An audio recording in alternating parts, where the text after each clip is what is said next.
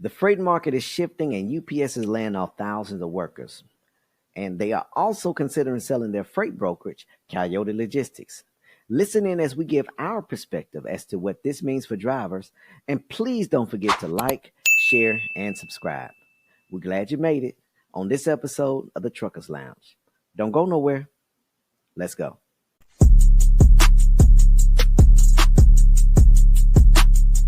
What up, trucking fam? Looks like we back at it again. On Right. today's topic, we discussing UPS layoffs and their consideration of selling Coyote Logistics, their brokerage firm that they acquired from Wahlberg Penske. Mm-hmm. Well, we kind of knew it was coming, with freight volume going down, and then on top of that, last year they just renewed a contract with the union to I guess avoid the threat that Yellow pretty much fell victim to. Right. Yeah, because I think it was like a $30 billion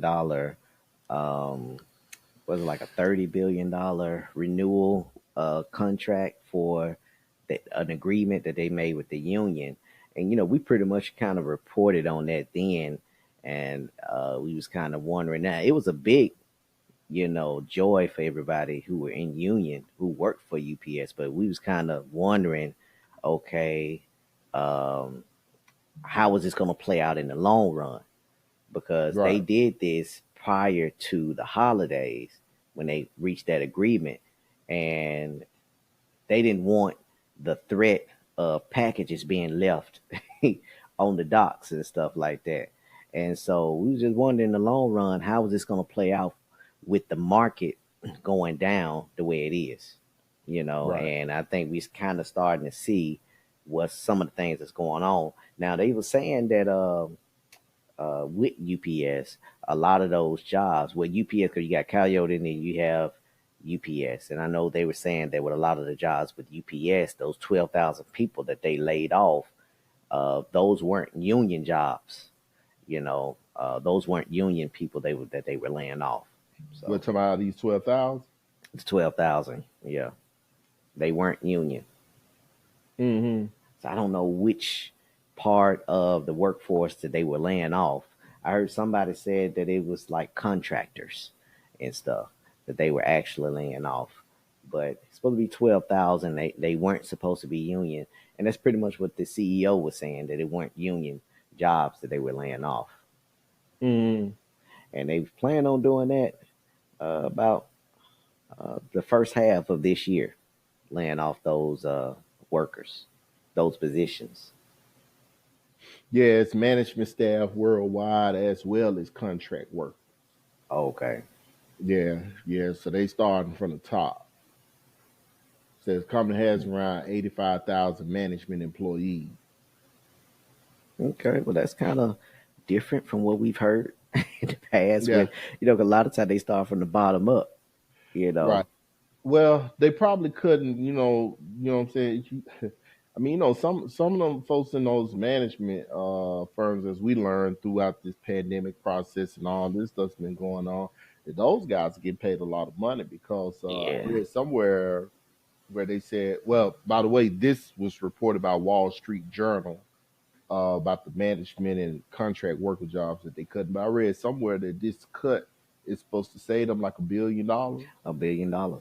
Yeah, Yeah. I guess it's $1 billion a year. Those 12,000 positions that they're cutting.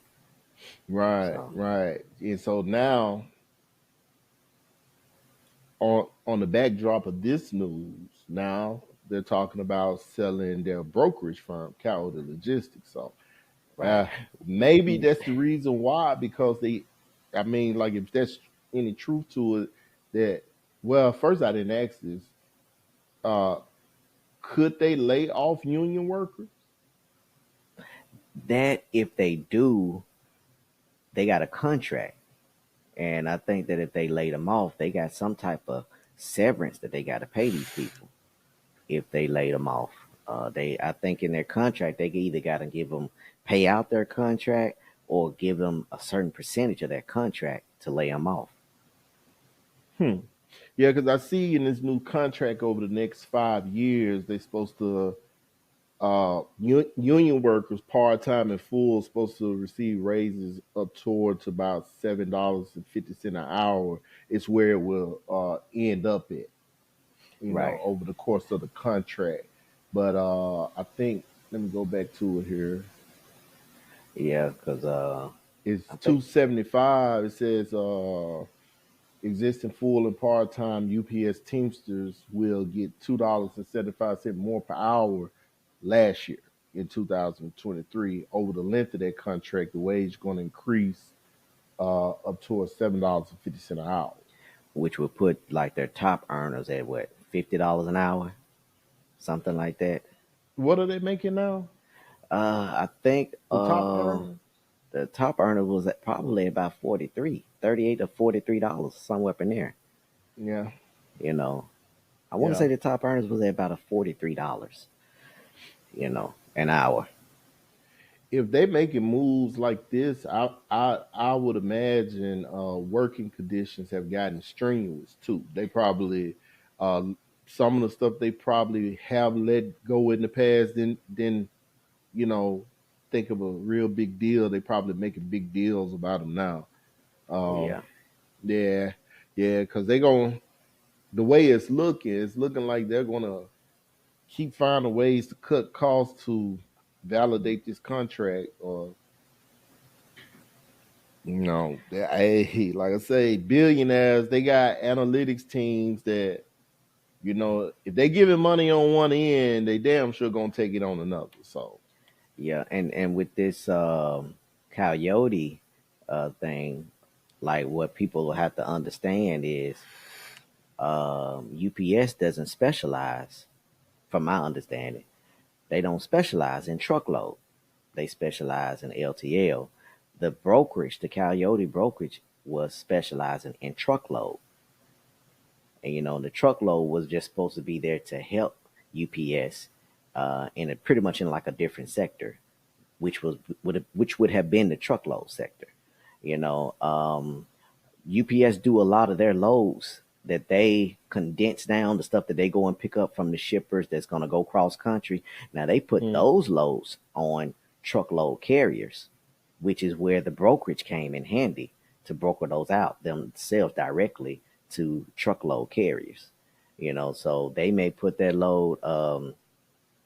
We used to do a load when I used to be on with Swift from Memphis to Seattle, and we pick it up at one of the warehouses and then take it to Seattle to the UPS location there, and they would condense it down and take it to their different, uh, locations and stuff where it went. And so mm. I think that with that Coyote, um, that portion of that business was truckload. I was wondering if that had anything to do with the market being where it was for them saying, you know what, this really isn't our specialty, you know, and they decided to just go and let it go, or they're thinking about letting it go. Oh, So well, if you asking me, no. The way I understand how a lot of these businesses work, before UPS acquired Coyote, they probably was just pretty much just LTL.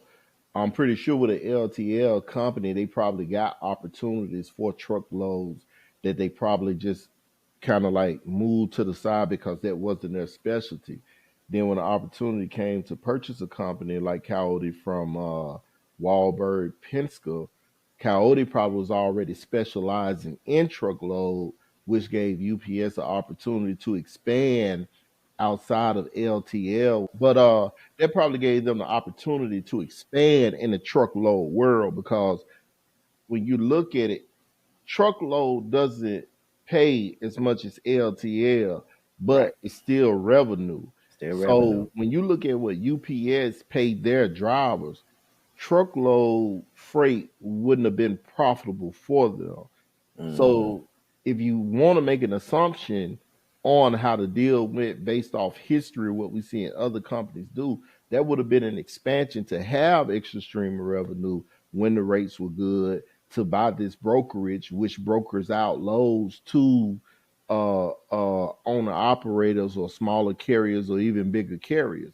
That would have been Mm-hmm. an extra added revenue to allow their company to expand.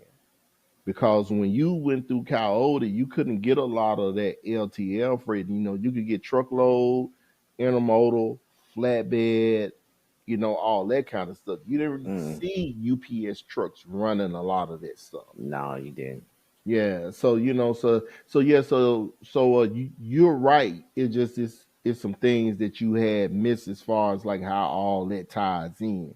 So like when you look at UPS acquiring a company like Coyote, they're not acquiring it because they need the freight under their main banner. They're acquiring it because they're expanding. Mm-hmm. Well, okay, trucking fam, that's it for us for today. Hey, much love to you. Peace out. Stay safe. All right. Thank you.